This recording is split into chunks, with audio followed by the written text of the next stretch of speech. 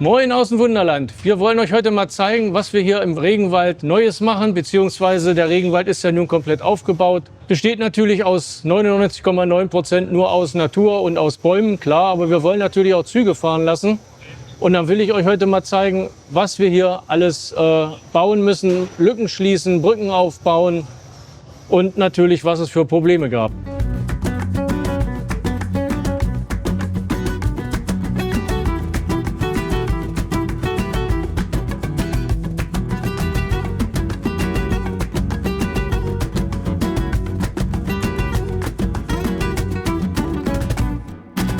So, die Probleme, die wir hier hatten, das ist ja nun alles als Modulbauweise gekommen. Also man muss sich das mal vorstellen, so 2,5 mal 1,5, 2 Meter Tische waren das sozusagen, die man dann zusammenschrauben musste.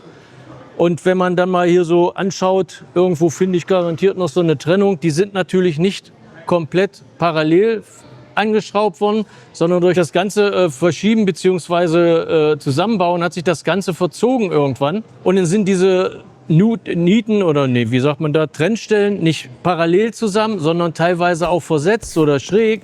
Da musste man die ganzen Flächen erstmal mit dem Schleifer anschleifen, dass man die Gleisbettung auch drauf kriegt, dass die Gleise nicht wegbiegen zum Beispiel.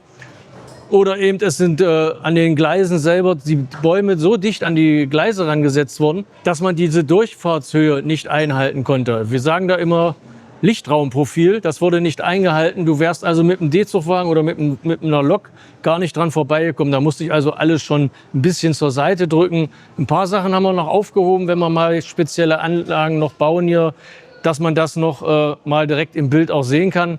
Das werden wir machen, wenn wir zum Beispiel die Anlage nachher in Betrieb nehmen werden, damit man noch so ein paar Sachen hat, um das mal zeigen, was ich da jetzt erzähle. Also das ist immer schwierig, das natürlich in der Theorie zu erzählen. Aber man kann sich vorstellen, im Wagen hat eine bestimmte Durchfahrtshöhe und eine Breite. Und die muss natürlich auch gewährt werden, damit der Wagen oder der Zug dann durchkommt. Das nächste Problem sind die Brücken. Und das Problem dabei ist, durch diese ganze Transport sind die Sachen natürlich auch verzogen. Das heißt, wir haben die auch mit in Südamerika mitgebaut. Und dadurch, dass die jetzt hier erst eingebaut werden an Ort und Stelle, hat sich die Anlage natürlich schon ein bisschen verändert. Jetzt müssen wir natürlich gucken, dass wir die Brückenköpfe so hinkriegen, dass im Prinzip da, wo Beton draufkommt, auch keine Kante oder Höhe drin ist. Und die Brücken auch relativ gerade gehen und nicht irgendwo schräg drin sind oder winklig. Und das ist halt die große Herausforderung, diese Brücken hier nachher einzubauen bzw. mit Gleise zu verlegen. Denn hier oben werden nachher auch Züge drauf langfahren. Und das sollen sie ja auch und sollen nicht irgendwo entgleisen oder runterfallen. Die Brückenköpfe, da müssen wir sowieso noch mal gucken. Die sind alle zwar eingeschraubt, aber so ganz gefällt mir das noch nicht. Da müssen wir noch mal nacharbeiten. Die sind nicht mittig, die sind alle ein bisschen versetzt. Und ich möchte das schon, dass das mittig ist, damit auch die Bettung nachher sauber draufläuft. Und das soll ja auch langfristig funktionieren und nicht bloß 3 Tage. So, hier haben wir jetzt mal eine Brücke, da ist im Prinzip das Gleis ohne Bettung drauf. Das heißt, man sieht die Schwellen und natürlich auch den Unterschied zwischen dem Brückenteil, was grau ist, und die Schwellen, die braun sind. Da sieht man den Unterschied, dass hier halt keine Bettung drauf ist. Man sieht ja hier diese Gleisbettung und das, was hier so hell ist, da kommen nachher die Schwellen rein. Und die Schwellen liegen im Prinzip 4 mm niedriger als die obere Kante von der Bettung ist. Und das Graue muss mit der Fläche von der Brücke in einer Höhe sein. Passiert das nicht, dann hast du im Prinzip das so, dass das Gleis nachher den hier macht. Und das wollen wir ja nicht. Und deswegen muss ich mir da was einfallen lassen und gucken vorher, dass das ja immer alles auf einer Flucht ist. Und wenn die Gleise nachher hier drinnen liegen, jetzt habe ich zwar hier bloß mal so ein kurzes Gleis, hier sieht man das, wenn man das runterdrückt, das passt halt astrein hier rein. Und da ist auch nichts, was wackelt. Das haben wir nämlich schon ausnivelliert und geguckt, dass das ja passt. Also viel Anpassungsarbeiten machen, damit das Gleis nachher sauber drin liegt und über die Brücke auch geht. Bei der Weiche hatten wir auch eine Bettung unten drunter. Und bei der Bettung wurde leider ein falscher Kleber benutzt und der hat dann das ganze Styropor hier unten aufgezogen oder vernichtet sozusagen. Dann konnte man mit der Weiche so ein bisschen Ping-Pong spielen und dann mussten wir was unterfüttern. Und das war schon ganz schön schwierig, weil das alles eingegipst und beziehungsweise eingeschottert war. Man sieht das ja hier noch, diese Ränder. Das mussten wir dann alles wegschneiden, damit wir jetzt noch im Nachhinein noch einen Böschungsstreifen dran geklebt bekommen, damit das nachher wieder stimmig aussieht. Bei dem dunkler Bettung sieht man überall, da wo halt diese Schnittflächen waren von von den einzelnen Modulen. Das müssen wir farblich auch noch mal nachkolorieren, dass das nachher alles ein Bild ergibt. Kann man auch sehr schön hier hinten sehen, mitten im Bahnhof, wo die Schnittstelle war, die nächste. Also das sind schon große Teile gewesen und die wurden ja auch hier hinten reingebracht. Also das war schon ein heftiges Unterfangen. Aber wie gesagt, jetzt sind wir so weit, dass wir den Großteil der Lücken schon geschlossen haben. Jetzt fehlen nur noch ein paar Brücken. Und unter der Anlage die Schattenbahnhöfe müssen auch noch angebunden werden. Aber dann sind wir im größten Teil mit den Gleiseverlegen hier in der Anlage schon fast durch.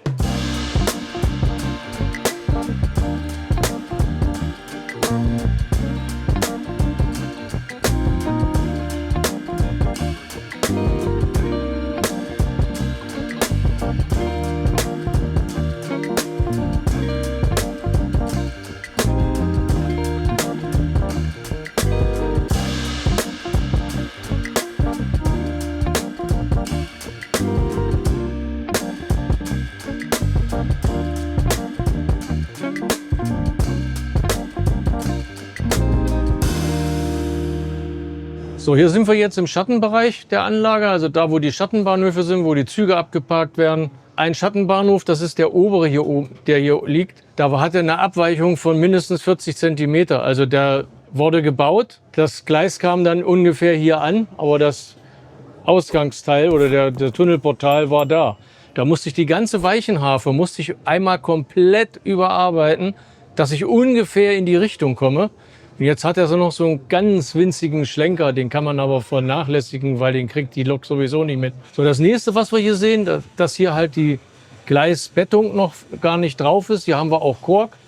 Und hier kommen die Gleise halt ohne Bettung drauf genagelt, weil das halt im nicht sichtbaren Bereich ist, also im Schattenbereich der Anlage. Und da bauen wir prinzipiell immer mit Kork. Hier hat man dann schon die Kabel nachher für die Durchfahrgleise oder fürs Gleis überhaupt.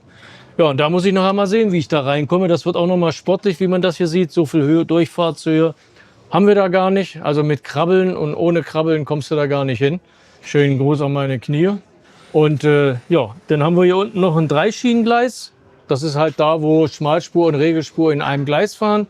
Da hat man halt 3 Schienen. Und das muss ich auch noch verbinden, den Schattenbahnhof links und rechts. Ja, und das ist hier die größte Baustelle, die ich dann halt noch habe. Und wenn das durch ist, dann sind wir auch relativ weit vorne und dann können wir irgendwann anfangen, auch mal mit Verdrahten der Anlage und dann vielleicht auch mal die ersten Testfahrten zu machen. Bin ich mal gespannt und freue mich schon drauf. So, apropos Schattenbahnhof, hier über mir ist auch noch ein Schattenbahnhof und der hat die Aufgabe, Patagonien mit dem Regenwald bzw. Atacama zu verbinden. Und diese Brücke mussten wir rausbauen. Da kann sich vielleicht der ein oder andere von euch schon mal dran erinnern. Wir hatten hier oben drüber so eine Brücke, so eine ziemlich lange, die über Stahlstangen oder Gewindestangen an der Decke angeschraubt war. Ja, die mussten wir wegnehmen, damit wir die ganzen Module hier für den Regenwald sauber reinkriegen. Sonst hätten wir die Brücke nämlich zerstört. Und da steckt so viel Arbeit drin. Dann haben wir gesagt, dann lasst uns die lieber rausnehmen. Dann ist die Brücke auch hinterher noch ganz. Und die kommt dann ganz zum Schluss, wenn das hier über mir alles noch vergipst ist und der Berg geschlossen ist, dann fangen wir an, diese Brücke wieder einzubauen und dann können da auch wieder irgendwann die Züge fahren. So, wenn jetzt die Gleise alle drin sind, dann muss das Ganze verdrahtet werden, es muss aufgelegt werden auf die Teller, wie wir dazu sagen. Dann muss das Ganze getestet, geprüft werden und dann kommt das eigentlich, wo ich mich am meisten darauf freue, die Testfahrten nachher zu machen. Ja, und bis das soweit ist, das wird noch ein bisschen dauern, wünsche ich euch weiterhin viel Spaß, bleibt alle gesund, bis zum nächsten Mal.